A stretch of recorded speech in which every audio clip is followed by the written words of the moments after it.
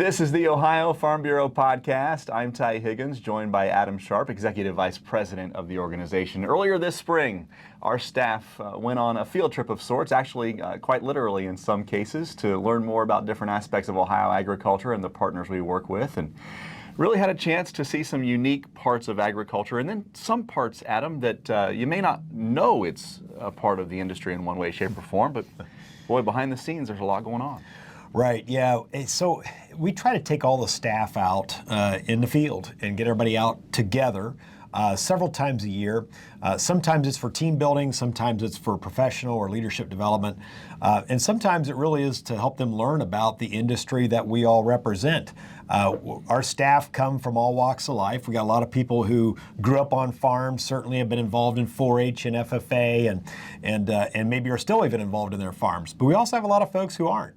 We have specialists, whether they're in IT and accounting or communications, and again, some people have that good background and some don't. But we also know within agriculture, every time we go out and visit with somebody else in the industry, we learn something anyway, even amongst all of us in agriculture. So this is an effort we do every couple times a year to get all the staff out together and learn about different aspects of the industry. Sometimes some of the folks on the group know quite a bit about where we're going to go see, but most of the time, a lot of us learn a lot. And that's what the whole point of this day was to build team and learn about the industry, and especially dynamics that are impacting the industry. Well, no matter how involved you are in agriculture, there's a new facility at Waterman Farms there on the campus of The Ohio State University. Very few people have been able to tour, and we were able to do that. Yeah. Their brand new controlled environment agricultural research complex, a $35 million project now being completed, and they're bringing in the first season of crops to grow in this indoor facility, and really a part of agriculture that's starting to take off across the country and around the world. Yeah, the Controlled Environment Ag Building is just a fascinating facility, and it puts Ohio State, the College of Ag, at the leading front in this space. There's no other land-grant university in the country yet that has a facility like this. That is for controlled environment. It's not a greenhouse, it's much more than that. If you've talked or learned a little bit about controlled environment ag, it is a control of the system of production of plants, and they can study and control all the aspects, and they have an incredible facility there that can take in a number of projects. I think they were over $10 million in research projects already lined up to be in that building, and several of those projects are already set up and working in the building that we got to see. And those are the very first ones. Those are the very first projects in the new building, because it really just opened up here this past year. So it's a heck of a facility. It puts Ohio State and the College of Ag. We always talk about making sure we're proud of our land grant in Ohio State, and we want them to be the best. This is one of those places where they're going to be the best because of this facility. So fascinating place to see. When I asked all the staff, and we got about 70 some staff, who were there that day, and said, how many of you have been here before, right? And of course, almost nobody, because it's pretty much brand new. So for our staff to be in there, one of the first big groups to be in there too, and see what the capabilities are there, is pretty cool. So, and to see the studies that are coming in that space, it's gonna be very helpful to the agriculture industry in the state of Ohio and frankly, nationally. It's the first phase of really a rejuvenation of Waterman Farms. They're going to be doing a couple of new projects on there, and to be able to have that facility there just west of main campus, to be able to see downtown from those testing plots, pretty unique and significant. Yeah, the location's great, and also if you walk in the facility, and I think everybody watching this at some point, you'll probably be in there to see this facility. You'll notice that right when you walk in the door, there's a nice big thank you on the wall for Nationwide Insurance and Nationwide support of that facility. They helped donate a lot of dollars to build that facility and help the College of Ag move forward. So great location, great place for not even just the College of Ag folks, but I think a number of people around the university will probably be taking advantage of that facility, and that's great for our college. So this field trip of sorts for Ohio Farm Bureau staff started there at Ohio State, and then we did a round robin, got on some tour buses and had 3 stops in all, and the first one was at South Fork Dairy. Evan Barton there with 2,600 head of cattle, quite an operation. He has a nutritional background, so that's kind of his bailiwick as far as the operation goes, but he's got his hands in so many more things there. Yeah, just a large dairy farm over by Newark. Fantastic to see the dairy in general, because we have a lot of staff who don't know a lot about dairy. And it's a beautiful, big farm. He's milking over 3,000 head of cattle. So Evan's a great Farm Bureau member, so we appreciate him hosting our busloads of Farm Bureau staff over there to see his facility, walk us through it. And of course, he talked about his cattle and the health of the animals and his feeding and all the different things he does. But there was a purpose to stopping at his farm first. We were looking at a chain this day, and we had a theme to the chain for the afternoon field trips. And this first stop was where they're building a digester to capture the renewable gas that comes off of his lagoon. And that is going to capture what's termed renewable natural gas. And he's able to sell that gas, if you will, back into the grid and get credit for that. And interestingly then, that fuel that's literally coming from his farm, if you will, helps to power fleets of compressed natural gas vehicles that move a lot of products around the state. And we'll get into those we'll get into those next two stops here right now, because we built the afternoon to be like this. We started with the farm, and this is a different pathway of a farm product and what it's doing to serve the Central Ohio community. Yeah, so then you mentioned that renewable energy component of it with natural gas coming from that South Fork dairy to Groveport, Ohio, where we saw a facility where Amazon trucks that are on the interstate didn't really smell like all the other trucks on the interstate. Didn't run on diesel, they ran on renewable natural gas. That's right. So a new facility just built in the last year. It's on the south side of Columbus in the area of, those from Central Ohio watching this know and appreciate the growth in that space. It's around the old, what used to be the Rickenbacker Air Force Base, which is now a port authority and growing constantly, and all the warehouses that every company you can think of that's moving product around this country has a warehouse down there that's bringing in either by rail or by air, and then distributing from that site all kinds of products.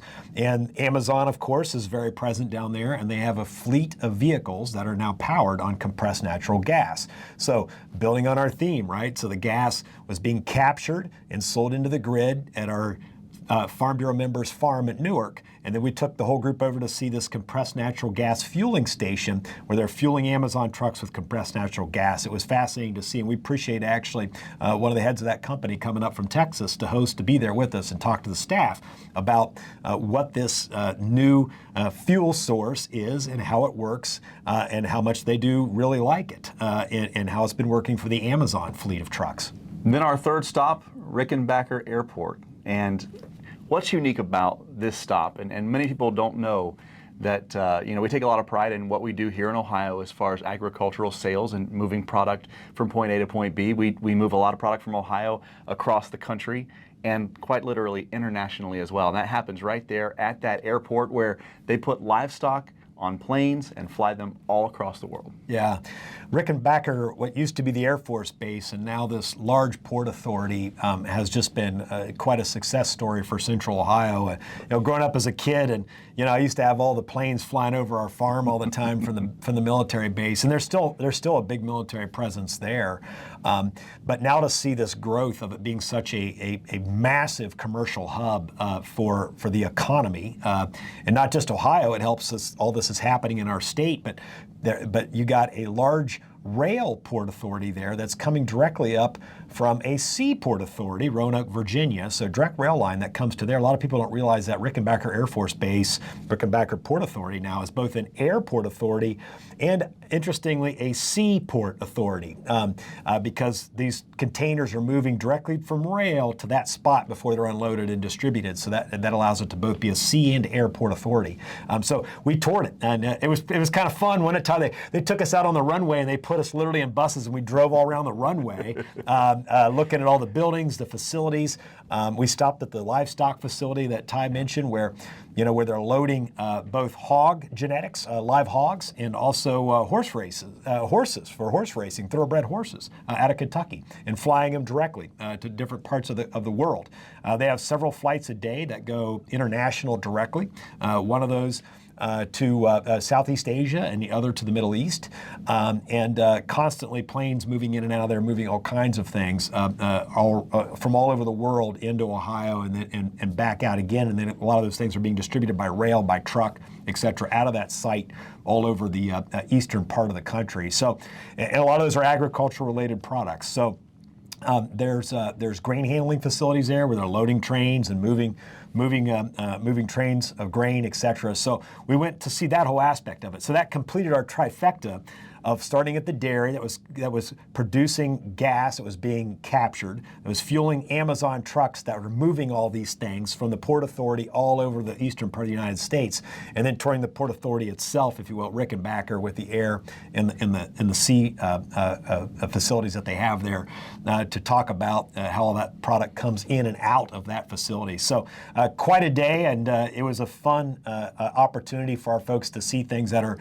very related to agriculture and very key to our industry, but things you don't always think about all the time. One of the takeaways for me was that we're hearing a lot now with what we're seeing with Intel and Honda and all the development happening in Columbus about how important our location on the map is. Yeah. But I think in agriculture, we've known that for a long time. When you look at the Erie Canal and the way that product has moved through rail and through air, Columbus is pretty well situated, has been for agriculture for a long, long time. We have been, and when you see this type of development growing in the way products are moving, I mean, this is an advantage to our agriculture industry as well. There's no doubt. We've been positioned well, but man, when you see this type of infrastructure being put together, that moves both our commodity products as well as our value-added products, and taking advantage of even new and varying products like the gas, for example, capture gas. It's very interesting and very exciting for us, because there's certainly a lot of opportunities for Ohio agriculture to take advantage of this situation. It was fun, and now I know that pigs can fly. Adam Sharp, Executive Vice President with Ohio Farm Bureau, joining us on the podcast. Thank you. All right, thank you. Find out how Nationwide Agribusiness can help you grow your business. Get to know the people with the experience and knowledge to help you.